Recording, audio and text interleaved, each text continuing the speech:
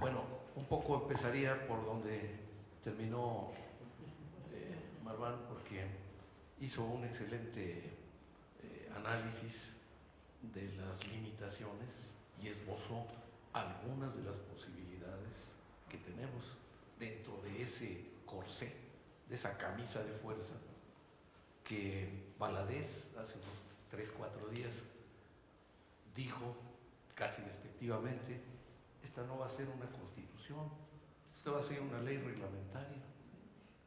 ¿Leyeron?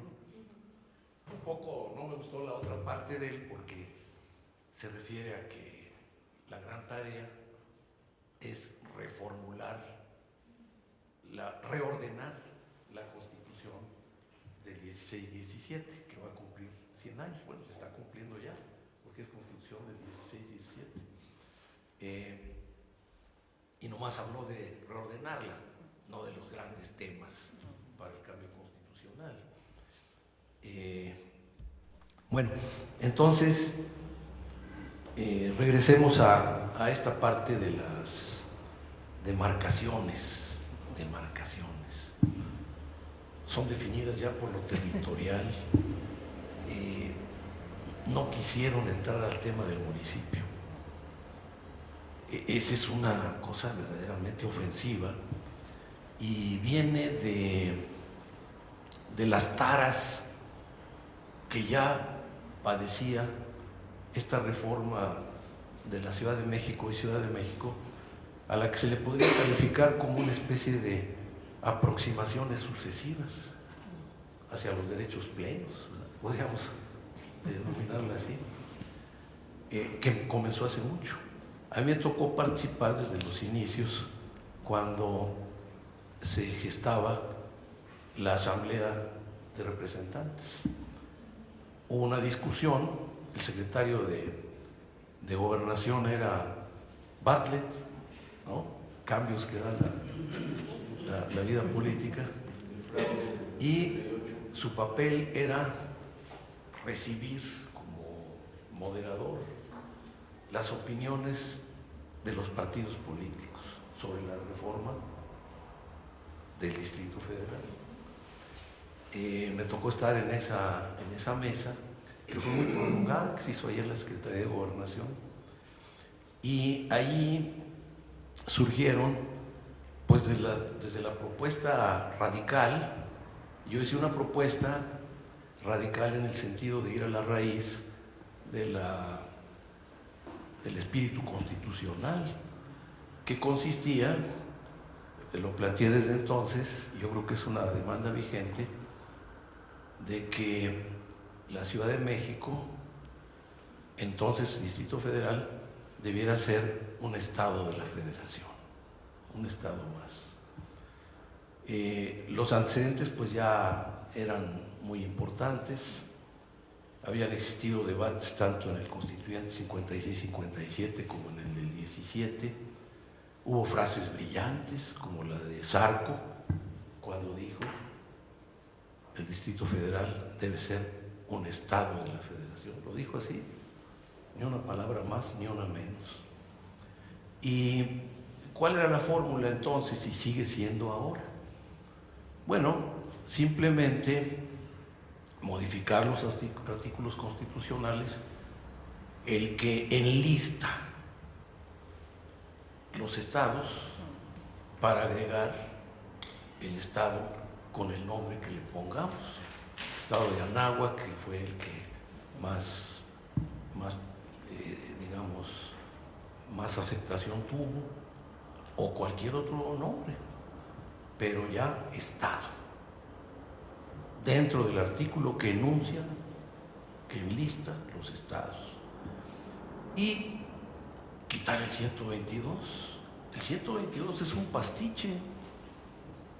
Ese era un artículo que provenía allá en el remoto pasado, de cuando había riesgo de que los estados fueran invadidos y entonces la federación acudiera en su auxilio, incluso militar. Fíjense qué anacronismo.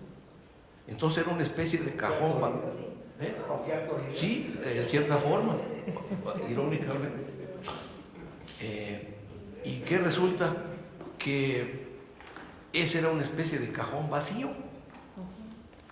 Entonces les ocurrió, vamos a utilizarlo para hacer el estatuto de gobierno del Distrito Federal. O sea que desde ahí fue una reforma contrahecha, caprichosa, ¿verdad? Nugatoria del legítimo derecho a ser un Estado, que ha planteado históricamente esa exigencia, ¿no? En el 56-57, en el 16-17 también. Jara, por ejemplo, uno de los defensores más enérgicos y brillantes de ese tema, ¿no? Entonces, ¿cómo se resolvía el asunto? Pues muy sencillo, haciendo esa reforma constitucional, enlistándolo como Estado, y de esa manera se regiría ya por los artículos 115 y 116, sobre todo el 116, que es el que rige el funcionamiento de los estados, y el 115, que se refiere a los municipios. Ahora, cuando hablamos de la lucha por defender el municipio, tenemos que hacernos cargo de que ha sido muy criticado, fue una especie de coartada para negar la municipalización, decir, es que el municipio tiene cosas anacrónicas, tiene cosas que no se puede ya mantener, porque el municipio, ¿cómo vamos a poner una hacienda municipal cuando ya tenemos una hacienda centralizada aquí? Esta es una tendencia no solo de la Ciudad de México, sino de todas las ciudades y de las zonas conurbadas. Bueno, eso es correcto, pero el artículo 115 es modificable. Tan es modificable que ha sido modificado en sentido positivo para dar espacio a la coexistencia de funciones estatales y municipales. Las reformas adecuadas, consecuentes, permitirían perfectamente dar ese avance al municipio. Lo planteo porque esa debe ser una demanda nuestra, la reforma del 115. El 115 es como pocos un artículo que tiene una gran legitimidad histórica, porque fue una exigencia en la de la revolución frente al abuso porfirista de meter la intermediación entre los estados y los municipios, las jefaturas políticas. Entonces el tema municipio libre, pues hasta tenemos una calle ahí, municipio libre, ¿verdad? Entonces hay que regresar a eso, hay que tener esa perspectiva, porque de lo contrario nos encajonamos en esta ratonera en donde nos quieren meter esta clase dominante, temerosa y limitada y anticonstitucionalista en el sentido profundo de la palabra. Entonces tenemos pues que esa debe seguir siendo nuestra meta. No debemos acortarla, achicarla, sino saber que tenemos razón. Desaparezca el 122 y espacio libre para la creación de una entidad federativa, que tampoco es cierto que ahora sea entidad federativa. Arnaldo Córdoba brillantemente demostró que el Distrito Federal era entidad fundante del Pacto Federal, ¿no? Ahora dice, ya somos entidad federativa. Pues si lo fuimos fundantes, ¿verdad? Entonces imagínense todas las mentiras y las inexactitudes que se están tejiendo para quererle dar legitimidad a esta pseudo reforma, ¿no?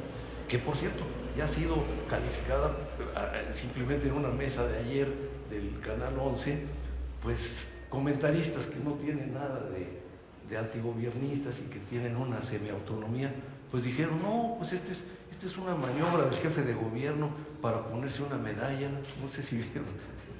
O sea que gente que son oficialistas en muchas cosas, pues advierten que esta reformita tiene ese sello y esa limitación de origen. Bueno, entonces frente a ello, ¿qué tenemos que hacer? Bueno, ya no hablo del 40-60 de la integración, que es una verdadera ofensa, ¿no?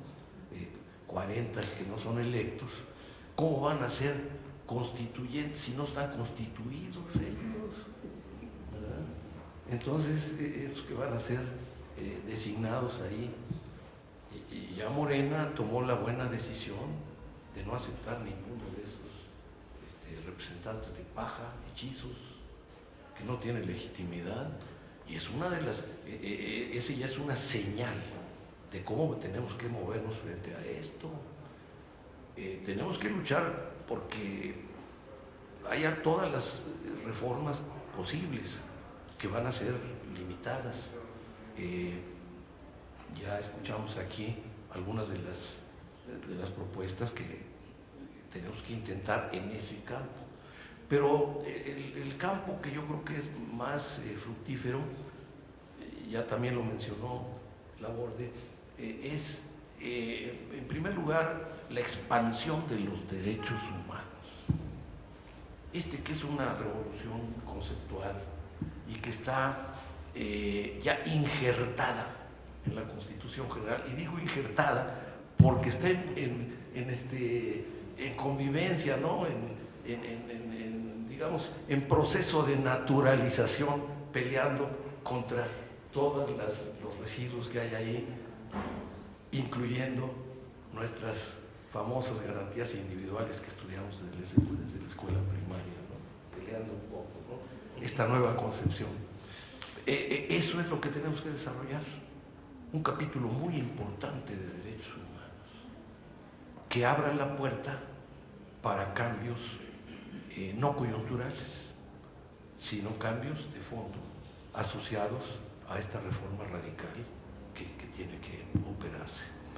Entonces, estos derechos, bueno, ya mencionaste algunos, el genérico y muy amplio y ambicioso del derecho a la ciudad, ¿no?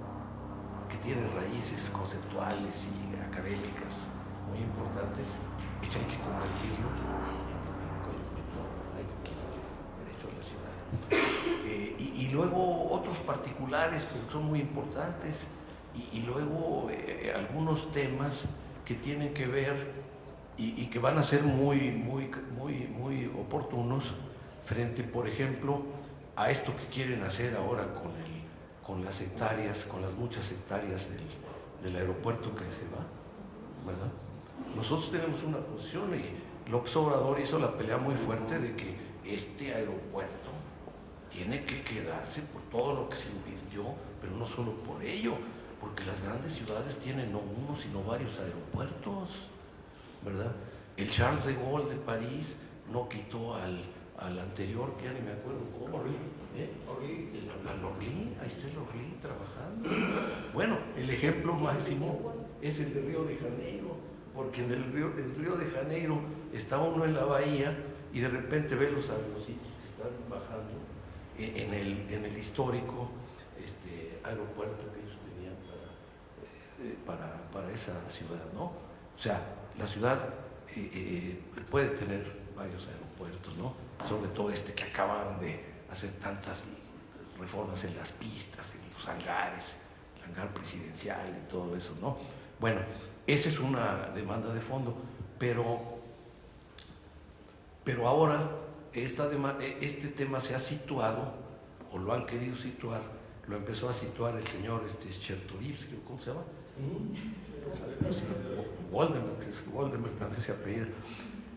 Lo quiso poner como la gran demanda, la gran cruzada para la utilización de esas posibles, muchas libres hectáreas. Bueno, ¿a qué nos debe motivar ese tipo de temas? A que necesitamos que nuestra Carta Constitucional incluya algo, vamos a ver qué tan preciso y qué tan desarrollado podemos hacerlo, sobre la necesidad de un plan maestro de la ciudad. Plan maestro de la ciudad. Tokio, por ejemplo, tiene un plan maestro consensado que tiene la previsión para el mediano y largo plazo, que incluye, fíjense, pues en el caso de ellos que tienen tan poco territorio y tanta población, la lucha por ganarle terreno al mar, ¿verdad? Es parte de un plan maestro de Tokio, ¿verdad? Y necesitaríamos algo que tenga que ver con un plan maestro que nos dé una línea de desarrollo de la ciudad. Vivimos en la época de las ciudades. Eso también es muy importante. El cambio en la composición demográfica en los últimos 30, 40 años ha sido tremendo, ¿no? Entonces México mismo, hace 40, 50 años era un país todavía dominantemente rural y ahora es crecientemente urbano, no sé en qué grado, 60%, más de 60%. Entonces eso quiere decir que las ciudades son elementos protagónicos del desarrollo social y que tienen que ser planificados también con el tema, desde luego, del plan maestro de la ciudad y de las relaciones con las entidades vecinas, es decir, los temas de la conurbación, que también deben ser considerados. Aquí necesitaríamos una reforma constitucional. Yo hice, la última vez que fui diputado, hice una con el objeto de que, aparte de la coordinación metropolitana que ya existe, que es débil, que tiene que mejorar, ¿verdad? Tiene que mejorar mucho, pero es solo de los ejecutivos. ¿Por qué? ¿Por qué? Yo propuse un parlamento metropolitano que incluya a los legislativos también, porque muchos de los cambios en las zonas de conurbación tienen que ver con el cambio de las leyes y no tiene por qué ser o el Congreso Federal exclusivamente o los ejecutivos locales los que diriman esos temas. Tiene que haber un parlamento metropolitano, puede ser. No queremos tampoco una congestión de puestos y una hipertrofia de sistemas, no, pero se puede hacer algo práctico de tal manera que las entidades federativas colindantes o conurbadas generen sus propias representaciones con sedes, digamos, que vayan estando en los distintos estados involucrados y que no representen un cargo ni una hipertrofia burocrática, ¿verdad? Yo hice esa propuesta, incluso pues, como la veían muy lejana, pues muchos de la permanente que estaban ahí hasta del PRI estuvieron de acuerdo, ¿no? Pues sabían que eso no era para el día de mañana, pero yo creo que eso hay que pensarlo ya como parte de nuestra alternativa de fondo del cambio en la ciudad. Bueno, entonces, el otro punto, hablé de los derechos humanos. El piso de abajo, sería el de lo que yo denomino el cuarto nivel del gobierno, y que es el vecinal, que conocemos como la representación vecinal. Eso es importantísimo. Para mí eso sería mucho más eficaz para cortarle las uñas a los jefes delegacionales o como se llama, ¿no? Bueno, pues es otro apelativo. Entonces, eso sería muy importante porque sería un control desde abajo. Y la experiencia nos demuestra que la vitalidad es muy grande, la vitalidad vecinal, y lo que hemos hecho en la ciudad, la izquierda no ha podido resolver ese problema. A mí me tocó participar desde la primera vez que se ensayó esto en forma fraudulenta, en forma indebida, que se hicieron los consejeros ciudadanos. Ustedes recuerdan, el último PRI hizo eso. Yo fui representante de mi partido, entonces estuve en contra y dije que iba a ser un fracaso, y fracasó, porque los consejeros ciudadanos se convirtieron en gente que andaban ahí extorsionando a los giros comerciales, etcétera, y ahora los representantes vecinales los cooptan los delegados. El ejemplo más, bueno, los ejemplos son brutales. En la Venustiano Carranza es tremendo cómo han cooptado para su línea política los que dominan ahí, que están peor que el PRI, y lo mismo ha ocurrido en Coyoacán, ¿verdad? Bueno, aquí seguramente también todos los delegados sobornan, impulsan a los representantes vecinales, en lugar de representantes de los vecinos son representantes ya de la delegación, ¿verdad? Entonces ahí necesitamos un verdadero cuarto nivel de gobierno que tenga facultades y que tenga como clave para sus decisiones la Asamblea General. La Asamblea General. Porque si no hay una decisión directa, bueno, veamos los ejemplos que hubo ahora que se logró parar el segundo piso que querían hacer ahí en la Avenida Chapultepec, pues fueron los vecinos, por fuera de su comité vecinal, lo hicieron por la acción. ¿Y cuál fue la base para decidir? Las asambleas. Las asambleas. Voto directo. Entonces, eso yo creo que sí podemos explorarlo e incluirlo en la Constitución. Bueno, pues entonces hay muchas cosas pendientes, pero yo creo que para este tema esto nos permite iniciar la discusión. Gracias.